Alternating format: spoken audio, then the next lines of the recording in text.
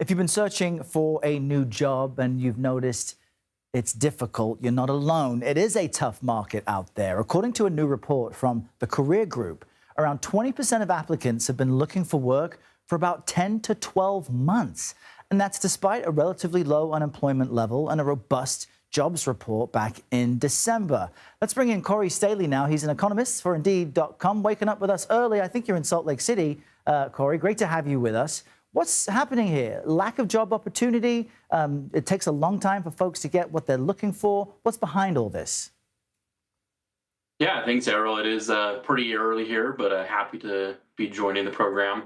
Yeah, I mean, really what we're seeing across the labor market right now is, the headline numbers are pretty good, right? Like we see all these jobs being added and people are talking about how the labor market is strong. But as we kind of dig into the data, one of the things that we're starting to see is there's really been a divergence in opportunities. We see that healthcare and some in-person jobs have a lot of opportunities, but we're seeing fewer and fewer opportunities for people working in tech, people working remote jobs. And so there's really kind of a difference that we're starting to see between the opportunities available. So right now, your experience with the labor market, with the jobs market, is largely dependent on the type of work it is that you're doing.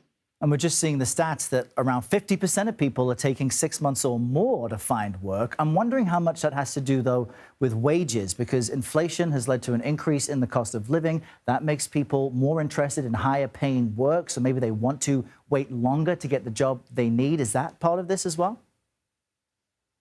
Yeah, I think that could definitely be playing a role here, right? Obviously, as the cost of things have gone up and with inflation, that's raised a lot of people's need, right? The amount of money that you need to make and to bring in your paycheck has gone up over time. And so as you're kind of looking for jobs, that has shifted job seekers' expectations of maybe what it is they need to be able to make ends meet. What we've seen is that at the high level right now, job seekers are mostly still and workers are still mostly making more money than the cost of inflation.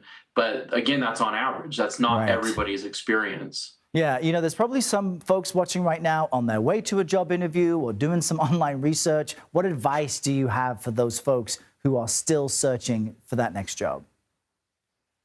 Yeah, I mean, keep searching. I think one of the big themes right now, again, is, things are softer in the labor market. It's going to maybe take a little more time to find a job. But at the same time, all of the kind of time-honored, tested things of making sure your resume is up to date, making sure your cover letter matches the description of the job that you're going for, and similarly with your resume, make sure that as much as possible you're aligned with the skills of the job you're going for. Obviously, prepare for interviews, do all those things that you're always encouraged to do. And those things are going to really help you stand out right now in the labor market. Yeah, if you can afford it, patience works. Is that a real bonsai tree behind you, Cory?